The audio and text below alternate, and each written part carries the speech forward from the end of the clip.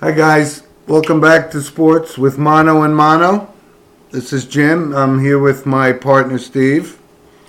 Hello, everybody. Welcome back to our show on the final day of 2019. Yeah, I think we could safely say this is the last show of the year, right? Oh, it is, and the decade. Good. So we wish everybody, obviously, a happy New Year tomorrow. Enjoy your night tonight. Yes. Happy New Year to all our fans and supporters, and we certainly do appreciate it. Absolutely. So, what do you want to start with? You want to start with college or the NFL? Because this is going to be a football-centric show. I think so too. Yeah. I think I would like to start with the thriller over the weekend, the Final Four in college football. Okay. What are your thoughts on Game 1? Well, first, before we even jump into that, let's say this segment, football segment, probably the whole show, is sponsored by Coriano Trucking of West Haverstraw, New York, and we thank them. Thank you, Guy, very much. So, Steve, go ahead. You can start it off because the game's kind of played out the way I thought. I mean, LSU looks pretty good. Your Heisman Trophy winner that you picked in Week 3 seems to have shown up, and he's all as advertised. Yeah, so that was Game 1 on Saturday, 5 o'clock or so. Joe Burrow and the number 1 LSU Baton Rouge Bengals taking on Oklahoma. Yep. I think that script went according to plan. Obviously, nobody anticipated Joe Burrow throwing seven touchdown passes, accounting for 8 touchdowns overall. Yeah. But my scouting going into the game is Oklahoma. Obviously, with Jalen Hurts and C.D. Lamb, they have an explosive offense, but their defense is literally paper mache. And the reason I would say that, they lost to Iowa State. They gave up 40-something points on the Iowa State team. Yep. Baylor, they came back and beat Baylor, but they're giving up 30-something to Baylor. And on and on and on. Well, they're playing one of the best teams in college football we've seen in a while. It's pretty good to see. I'm enjoying it. Yeah, but LSU is just really loaded. Burrow aside, he's got great receivers. The running back, Hilaire Smith, I think is his name. I know it's Hilaire. I'm not sure. I think it's Smith. He's a beast. And Dalpit, the corner, is the number 1 draft pick. I was going to get to their corners and secondary are lights out. Oh, so all around LSU is just. And those stud linemen they have on the defense. I mean, there's like 20 of them. I mean, one guy gets hurt, you can bring another guy in who's 300 pounds and mobile and can run across the field and do a 4.40. It's crazy. Yeah, they got depth all around. So that didn't surprised me that LSU won. I anticipated LSU winning by probably 3 touchdowns, I would say. Yeah. I was comfortable with that prediction. But laying 62, it's unheard of, really. And you tip your hat to LSU. And then, the second game.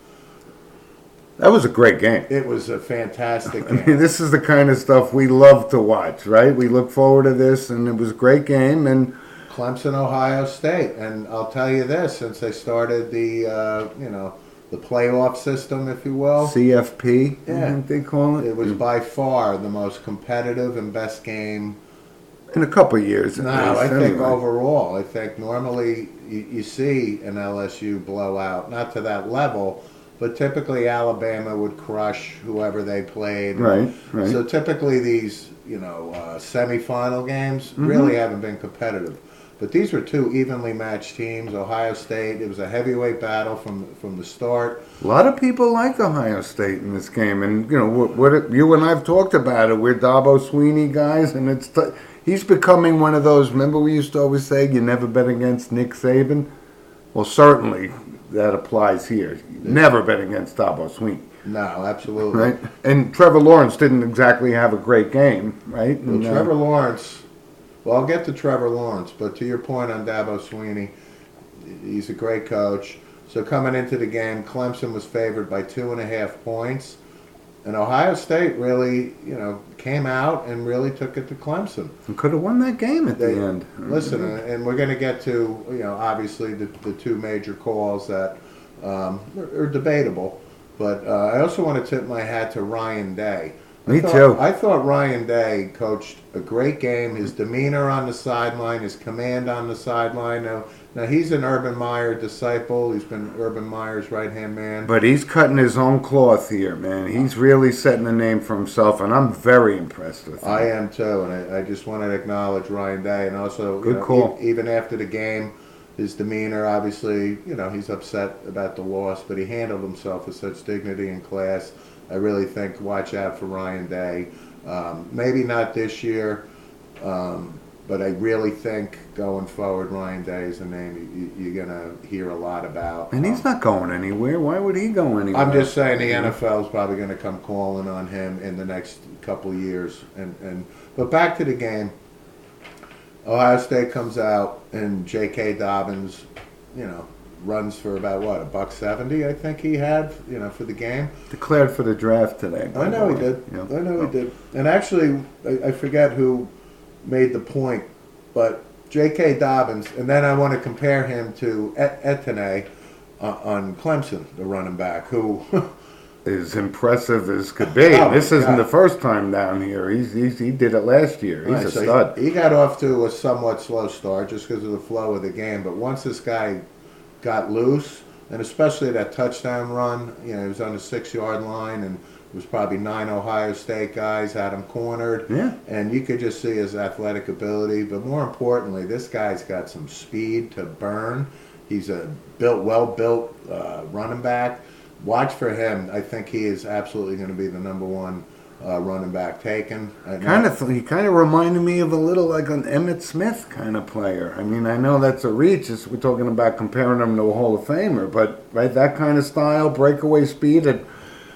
When Emmitt Smith was at Florida, he had breakaway speed. Not to this level. I think this is one of the fastest running backs I've seen in a long time that has the full package. So, and the reason I'm bringing him up is this guy's going to be instrumental in the championship game. Yeah. But, we can fast forward. So Clemson, struggles. But really the Achilles heel of Ohio State from the game was they have 3 drives.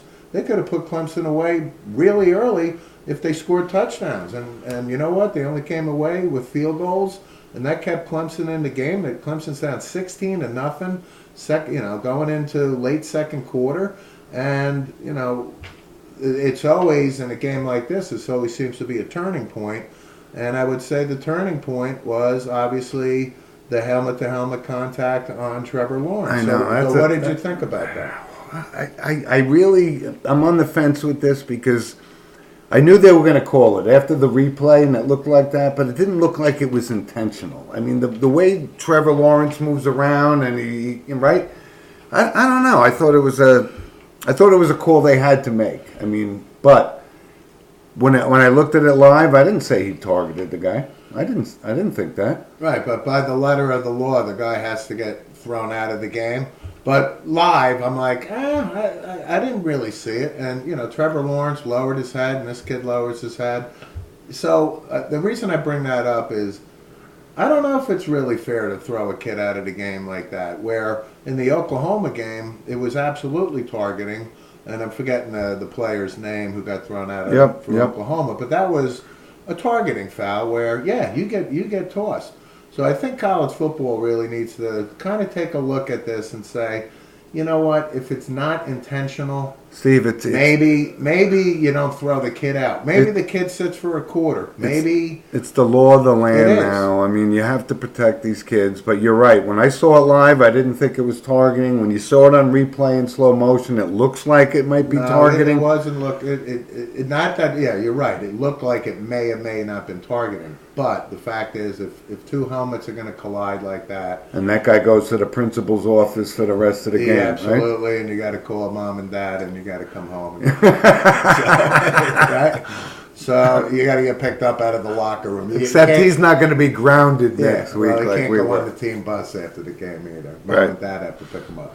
But the point is, you see Lawrence lying on the ground, eyes rolling. I'm thinking he's done for the night. Really. And if he was done for the night, I think Clemson was done for the night. He's a tough kid. But he's a man. tough kid. He comes back, and what happens? So Clemson keeps it close. I think the score was 16-14 at halftime. Yeah. So now you got a real competitive game. Second half, they come out, and Trevor Lawrence, to your point, didn't really have an A Trevor Lawrence game. It was the Trevor- first time he's had to play from behind in his career. That's right. And career is short, but 2 years. But that's kind of impressive. yeah, but he broke one on a run. Right? That was a great run. That was a great run. How about the move he put on? I don't know who it was on Ohio State, but he's still corkscrewed into the That's the right. field. You know? So the momentum now shifts to Clemson in the second half, and you got to tip your hat. And like I said earlier, Etnay starts to get loose and has a great second half. Now the other call, which was really game turning, was the scoop and fumble. So Lawrence throws a pass to his right, wide receiver. I think, to be honest, and I had a discussion with my boy James Walsh out in Long Island, a loyal listener. Yes, Jim he and I is. talked yesterday. Hello, Mr. Walsh. And Jim initially thought that he caught it. And I think, listen, I would say a majority of people probably think that he caught it, fumbled. Ohio State deservingly should have picked it up and scored. And that really was a game changer. Okay. But the more I looked at the replay, I just don't feel that he had full possession. When I saw it on replay, I thought the same thing. I said, I don't think, if you want to say, is that football control or whatever they call it, Yeah. I agree with you. Right. I agree with you. So I think the refs got it right. And Ohio State, I get it. They'll be crying to the moon for the whole off season. I get that. But at the end of the day, Clemson prevails. And we get the matchup that we had hoped, right? I mean, these seem to be the two best teams. Yes. We're Big Ten guys, so we wouldn't have minded seeing Ohio State. But That's right. Well, I tell you what, I think this is probably the most evenly matched championship game in recent memory coming in. So coming in now, LSU is favored by 5.5 points. Right now, I think that line is subject to change. The game is 2 weeks away on January 13th. I bet Dabo Sweeney didn't take too kindly to being a 5.5 point underdog. I think Dabo Sweeney loves the fact that he's 5.5. Exactly. This is total That's incentive what for he him. loves. He loves being. You better believe it. You keep disrespecting a team that's won 2 out of the last 3 national championships, has won 29 straight games. Yep. And the reason I'm saying that is I'm taking LSU in this game. I just think LSU is the better team by a slight margin.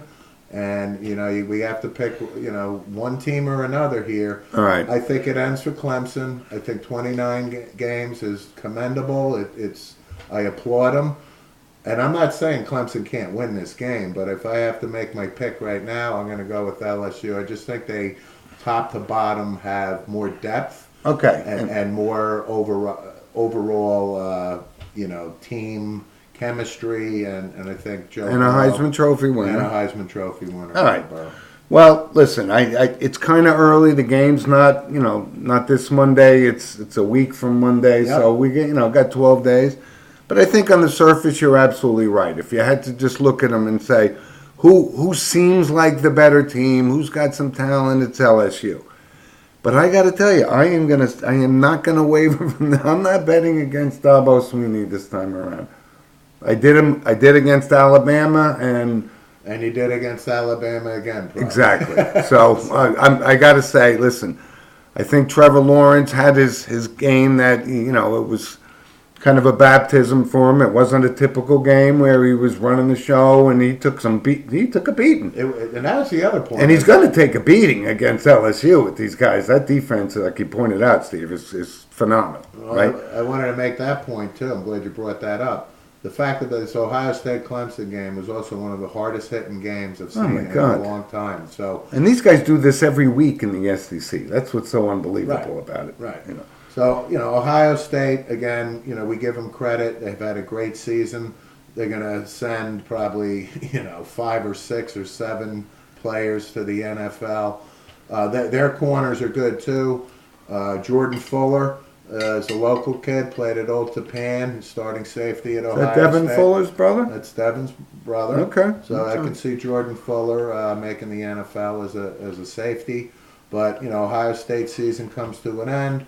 And we just wanted to, again, lead off with the college championship games. And then one other thing on college football, on New Year's Day. What are your thoughts on Alabama, Michigan? I think that's an interesting matchup. Saban versus Jim Harbaugh. Well, I think you know my feelings on this. I think this is going to be the swan song for Jim Harbaugh in Michigan. There's no way, and I keep saying that, but I'm not betting against Nick Saban. So, and I'm not a bit. I've been kind of talking about Michigan all year and the fact that Harbaugh just hasn't gotten it done. Right, 0-5 against Ohio State. Yep. Come on. Really? So I don't even know what the line. What's the line on that? What is that? Well, Alabama's absolutely favored. Top of my head, I'm not quite sure. I'll look it up though. Well, we'll check it out. But no, you know what? I'm taking Alabama. I don't care what the point spread is. Yeah, I'm absolutely going Alabama. And then the reason I wanted to bring that up about Nick Saban is before we segue to the NFL is. We always, if we see something on TV that's sports related, that we always recommend to our audience. Well, I tell you, on HBO, there is a thing called Belichick and Saban. It is must-see TV. Absolute must-see TV. Yep. I saw it, and I couldn't agree more. And we've always talked about the quality of HBO and Showtime documentaries, sports documentaries. Right. This is right up there. It's worth watching. Check it out. So Alabama's favored by 7.5 points, Yeah. and I would take Alabama all day. Absolutely. So that's our college football segment. Yep. And any questions, any comments about that, please send us an email at sportswithmonoandmono@gmail.com. And now we get to yesterday's Week 17 season finale in the NFL. All right. Well, this is our NFL preview show. But listen, when we get into college football, we could talk about it for weeks. But we're gonna jump into the NFL here, and of course, this segment is sponsored by Lynch Motors of Manchester, Connecticut, and we thank them very much for their support. No doubt. So, what do you want to lead with? Well, I know I'm sitting here with a disappointed Dallas Cowboy fan. And we'll get your opinion in a second because I do think Jason Garrett he's on the way out. Shermer got it. Kitchens got it. We talked about this, right? No surprises there. That, yeah. I mean, it's not a bold prediction, but yeah. Right, but you just brought one up. Who just got axed this afternoon? Well, in unison with Freddie Kitchens, John Dorsey, the general manager of the Browns, Cleveland Browns, right? And also Bruce Allen of the Redskins, son of George. Finally after freaking 8-9 years of just running the Redskins into the ground, he finally was let go of his duties. Yeah, so there's some job openings. Right. Yeah. But the point is, let's lead with the Cowboys-Eagles. Eagles had to lose, Cowboys had to win. Cowboys win, Eagles win. The Giants, I'll give them credit. They played competitively for maybe, three quarters or so, 3.5 quarters, if that, and being kind. But at the end of the day, Eli's last official game was a New York Giant, even though he didn't get in. The Eli era is over. Officially over. Yeah, he alluded to the fact that he's pretty much done. I'm not carrying Daniel Jones's bag for another season. Absolutely, and who can fault him? Exactly. Right. We get it. Pat Shermer is out. Gettleman keeps his job. And I just saw, an hour ago that looks like the Giants are intending to interview Mike McCarthy. I don't care. That's who I want. I'm exactly going to say that. I don't care who they interview. They can bring in Eric Bieniemy from Kansas City for the quote-unquote Rooney Rule, but they'd be nuts not to hire Mike McCarthy.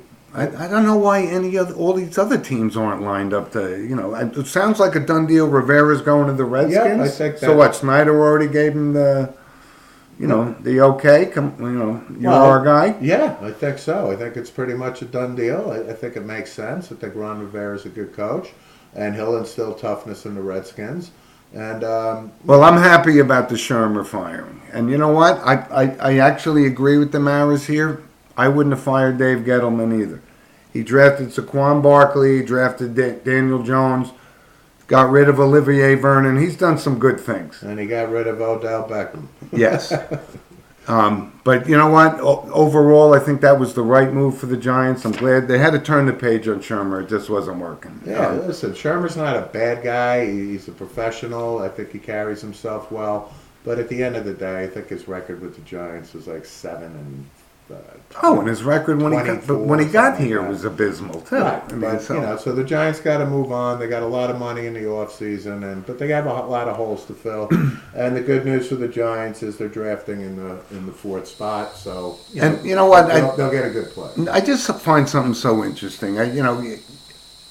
They lost 9 straight games, and a lot of teams said, and then they won one, and Eli came back and he won his game, and then they start talking about how abysmal they were during the 9-game losing streak, and they say, well, they got this foundation, they got some talent, and I go, really? I mean, besides Saquon Barkley and Daniel Jones and Darius Slayton, I mean, who else do they have? Well, I like the defensive line. Well, I think I like Lawrence. I do like Lawrence. I'll tell you, this Marcus Golden on the Giants Had a great year. Best player on the defense and he's the this year. first New York Giant linebacker to have double-digit sacks since one Lawrence Taylor in 1990. It's been that long since a Giant linebacker had double digits. So, listen, Gettleman has a lot of work to do.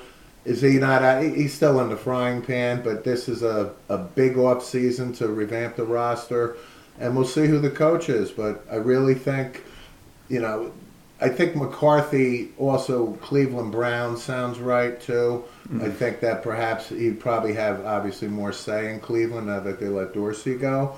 But I got to think this Matt Rule, who's the head coach at Baylor. He's a Northeast guy. He's got Giant ties, too. He used to work for Coughlin on the Giants. He did. I think he coached in like 2012 for a year or two.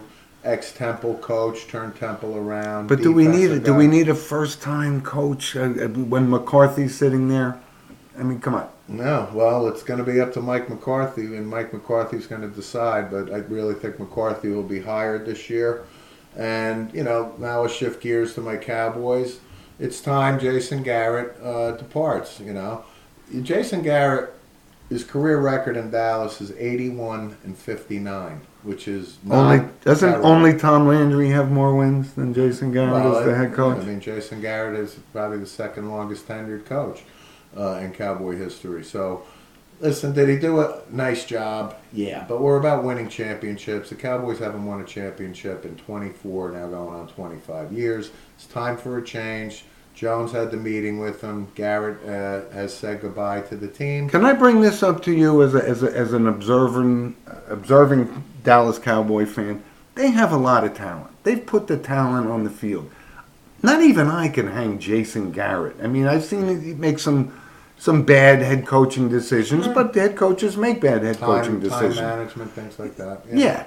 But you want to talk about a team of underachievers. I mean, really? I mean, he's getting fired. There's no question about it, and I still think Lincoln Riley is going to be the coach, although his performance last week didn't help his resume. Right, he's going to have to hire a defensive coordinator in Dallas, I can tell you that. And one of our loyal listeners said, I'd rather have Charles Nelson Riley as the head coach. Well, you know what? That was Kenny Backert, by the way. Great one, Kenny. Kenny, was that you that took Ohio State, by the way? Yeah, that was him. I'm only kidding. But I think Matt Rule is also in discussion down in Dallas. So, who do you want in Dallas? Who do you think is the right fit for you in Dallas? To take that team, you got talent, you got Zeke, you got Dak, you got Cooper, you got defense. Who do you want? Who do you think is the right choice for the Dallas Cowboys? It doesn't matter what I think is the right choice, because as long as Jerry Jones is running the show, and we'll get the coach to that I want it's not going to take the job. And my coach would obviously be Mike McCarthy. It would absolutely be Mike McCarthy. But Mike McCarthy wants nothing to do with Jerry That's my Jones. point. So you ask me who I want, it's Mike McCarthy. Okay. But in reality, who is going to be the coach? Who do you think? I think it's going to be another yes man. You don't think Lincoln Riley is a possibility still? I think he is, but here's another name I think is under consideration. Dan Mullen from Florida. Dak's coach in Mississippi State. I know, but he's on the verge of something good in Florida. He may want to stick around and He win may, a championship but here. if he wants to jump to the NFL, I think Dan Mullen is worth at least having an interview with and expressing any interest. Wow, that's a good call. And I'm then- a big fan of his. And the other thing is, you hear on peripherally that Urban Meyer may have some interest, but I just can't see Urban coexisting with Jerry Jones. Agreed. And so I really, at this point, it'd be pure speculation on my part. So I was just curious we'll as to see how it plays out. you'd like McCarthy, but that's not going to happen. You know, but I think it's still a strong possibility for the Giants. you Yeah. know. So for our local fans, we'll segue to the Jets. The Jets, again, Buffalo had nothing to play for yesterday, Yeah. but you got to give the Jets some credit that as abysmal as their season was. Hey, they finished 7-9. 6-2 in their last 8 Ryan games. Gase is off the hot seat coming into the off season. I still think I don't see him lasting more than 3 years in Jetland. Probably until Darnold's rookie contract's up, and then we'll evaluate Darnold and see if he's the long-term fit for the Jets. Or He's got to make the playoffs next year, or he's got to be done because the fans will just tip the stadium over in disgust. well, we'll see what they do. I mean, they'll have a. I They think bring Woody back to make the decision. I think the right? Jets have the 10th overall pick, but they better draft the best offensive lineman out there. That's they have a lot of holes. I get it, but you know what? If they invested in Le'Veon Bell. He couldn't crack a hole on that line all year, and they got to protect Sam Darnold. So Consider that a flop. That was a horrible year. My advice is secure your stud left tackle any way you can. And if you Well, get that's to the draft. foundation of any team. Giants could do that because is Chase Young still the player in the mix for the Giants? Well, I tell you what. He hasn't been knocking them dead. He hasn't had a sack in 2 months, but he's still a good player. I'm not dismissing that. But Well, I was going to bring him up when we talked about the Ohio State Clemson game. Is he a nice player? Yeah. Did he have he missed 2 games. I think he still had 16 sacks. I don't know if this guy translates. He's just a little too small for been my thinking liking. the same thing. He's too small for my liking. But I got to think the Redskins are probably going to pick him at number 2, would be my guess. And again, we're months and months away from the NFL draft. But we shall see. As far as the Giants, at the number 4 spot, what do you think is the most immediate need for them? Listen, if there was a left tackle on the offense, I would go that route. An impact player, like you would think. Not named Nate Solder.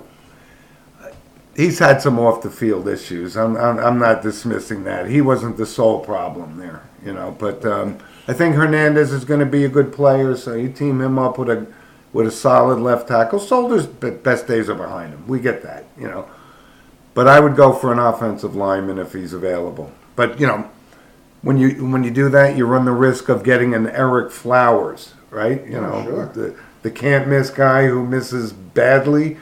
So I'd be happy with it. Get somebody to open some holes for Barkley because he is still a stud. Well, you set the bar high. I did. You picked the Daniel Jones pick at number 6 last year. So did. We'll have a lot of homework to do. Yep. Well, let's get back to the NFL. Let's get down to the playoffs. Well, did you happen to catch the Seahawks 49ers game on Sunday night? I did. And, we talked about I don't bet against Dabo Sweeney and Nick Saban. I don't bet against Russell Wilson. Right. And I know the popular pick is the 49ers, and I still think the Saints are the class of that league. But you dismiss Mr. Rogers? I don't know. Well, I mean, the pack yesterday didn't look real they had nothing Super to play Bowl for. worthy. No. Nothing. Well, they had to play for the number 1 seed, and they got a 2. They got a week off. The Lions played hard, but they came back. They won 23-20. But I thought the Seahawks 49er game was a real thriller. Got to the end. Unfortunately, Seattle gets to the half-yard line and I don't know, brain fart, and they get the delay game penalty, puts them back on the 6-yard line. And they literally, they missed winning that game by literally like 2 inches. But he definitely didn't cross the goal line. So Seattle now, the playoff matchups coming up. We're going to have the Bills and the Texans. Bills traveled down to Houston. And Bills had a great season. I've been riding them all season, but I don't think they can beat the Texans. So Okay. one and done for them. Okay, and I was happy, about the Dolphins beating the Pats. My Boston contingent defends, but here's a notable stat about that game. So it knocks New England out of the number 2 seed, Yeah. and in their 6 Super Bowls that they've won, they've always been either the number 1 or the number 2 seed. Yep. And what does that mean? It means typically they have that bye week, then they get ready, then they have. But they got to go on the road. And then this they time. get 2 home playoff games, and before you know it, they're in the Super Bowl. Yeah. So the way New England is playing, and again, we don't discount New England. Nope. We said we never bet against Saban. We never bet against Russell Wilson. Obviously, Bill Belichick is in that company, and Brady. But I tell you, they're going to have a hard road, Okay. especially if they got to go to Baltimore and stop Lamar Jackson. Well, I think that's the elite team of the AFC for sure. There's no Sure. question about it. So everyone's going to have to go through Baltimore to get to the Super Bowl. And I think, like I said, I'm going to say the Saints. I think Drew Brees has something to prove, and this could be his swan song too. I mean, it would be great. I think the playoffs I'm looking forward to. What are the other games? Right, so, I alluded to the Pats, so the Tennessee Titans, and Matt Vrabel, an expatriate, head coach of the Titans, is taking the Titans back up to New England. You going to put your money on Ryan Tannehill now? No, I don't think so. no. So the Titans play the Pats, and then on the NFC side, we got the Minnesota Vikings traveling to the Superdome, take on the Saints. And then you had the Seattle Seahawks coming across the country to play the 8-8 division champ Eagles. I think we talked about, I don't know. I think Seattle wins that game. Oh, I absolutely think so too. But the fact of the matter is, the Eagles, even though they're division champs, and even if the Cowboys won, I think the NFL needs to take a hard look at, Seattle. I think finished 12-4, and that they got to travel across the country to play an 8-8 division champ. I get both sides of the fence, but it is what it is. But I absolutely The love Eagles Seattle. finished 9-7, weren't they? 8-7. 8-8. 8-8. So they both. Yeah, I know, but that's the rules. So I think Seattle goes in there and they take it and they get the rematch against San Francisco or New Orleans. Yeah. And it's- So that's definitely, we got playoff weekend, and then the byes, of course, of the Ravens and the Chiefs, and the 49ers and the Packers, right? So. Notice none of us have even mentioned the Chiefs. I think you and I in the back of our mind is this. Andy Reid is a great coach. He's got great teams. He goes deep into the playoffs, but he just doesn't close. Right. Right? It's not a knock on Andy Reid. I would have hired him when the Giants needed a coach. Excuse me, my mistake. The Eagles are 9-7. I thought so. Yeah, Right, they're 9-7. But I got confused because they had to lose and the Cowboys had to win. So the Cowboys finished 8-8, just a game short, and we'll see what happens there. So, what else to say on the NFL?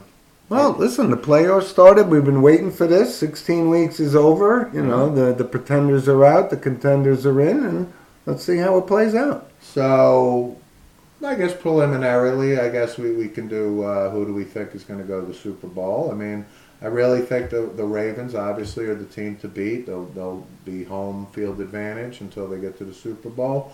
On the NFC side, you mentioned the Saints. I don't know if I disagree with that. I mean, the Saints.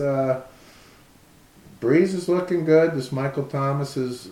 Yeah, you called that. I thought they overpaid for him, and he's a player. He's a player.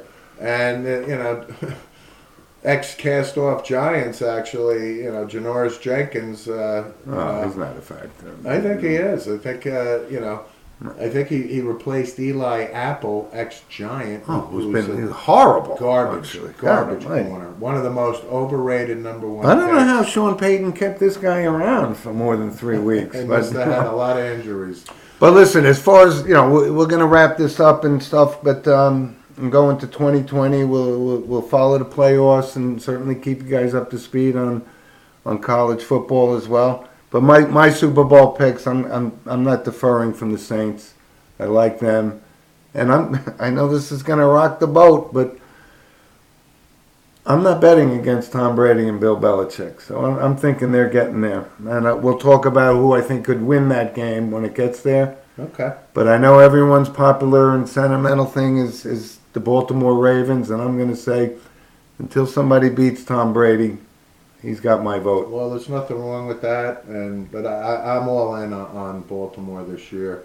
And the fact of the matter is, John Harbaugh is the coach who's won the Super Bowl before. Yep. I just think they're just playing, and I'm not just saying it's Lamar Jackson only, but he's a deciding factor. But Oh, and as much as I dislike his brother as a football coach, I admire him as a football coach. I think he's awesome. I do too. I think he's great. I do too. And he's got the MVP who's having a monster year, but Bill Belichick of all coaches could figure out a way to stop that. I think he's the only coach that could figure out a way. I do too.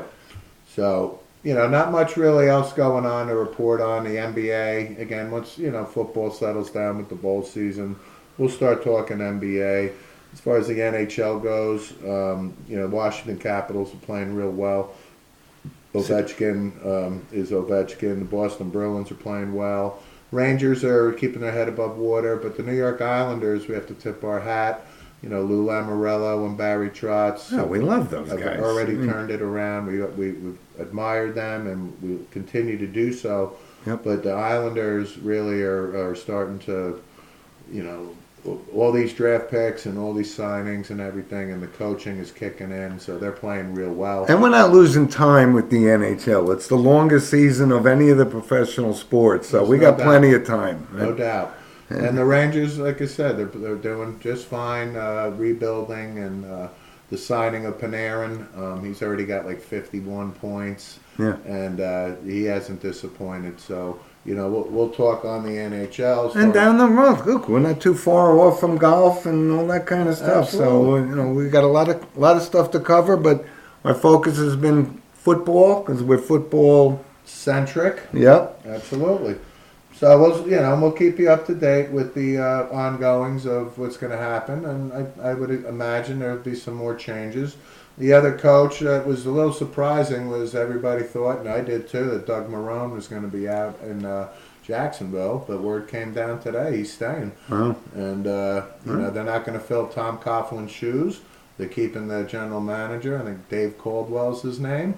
So, obviously they're pointing the finger at Tom Coughlin that, the Coughlin rules doesn't apply. A little too strict. Yeah, and actually they changed the clocks down in Jacksonville back to normal time. So I think Coach Coughlin should, get his golf game going and just relax. Yeah. You know what I mean? So, but we'll touch base on all this going forward, and we look forward to having our next show in 2020. Hard to believe. No, absolutely. Hard to believe. And we want to thank one of our sponsors, of course, is Di Filippi's Bakery up in Monticello. It's New Year's Eve, and they're pumping out all their goodie baskets and everything. And, when you're in playing some Guy Lombardo music in the back. Oh, most likely. A little Sinatra, too. No, it wasn't Guy Lombardo. Auld Lang Syne, a staple of New Year's Eve. Of course. Long before Dick Clark. It's an Italian bakery, so trust me. So and we thank them. Di Filippi's Bakery. We sure do. We also thank, of course, Mike Lynch and Lynch Toyota. And again, Guy Coriano of Coriano Trucking have been our three main sponsors. And if anybody would like to sponsor the show, we'd be most happy to mention your company. And we look forward to a great 2020. And, as we expand the show in 2020, we'll have bigger, better things. And in the meantime, like we'll Steve constantly brings up, if you have some comments, please send us an email at sportswithmonoandmono@gmail.com. Absolutely. And of course, on YouTube and SoundCloud, you can post comments like Tony and Spider-Man, Folander, and people like that. We really appreciate it. And we're going to sign off now. And everybody be safe and have a wonderful 2020. And we look forward to talking to you next year. Next year, folks. Great year, Steve. Thanks. Jim. All right. Bye, everybody.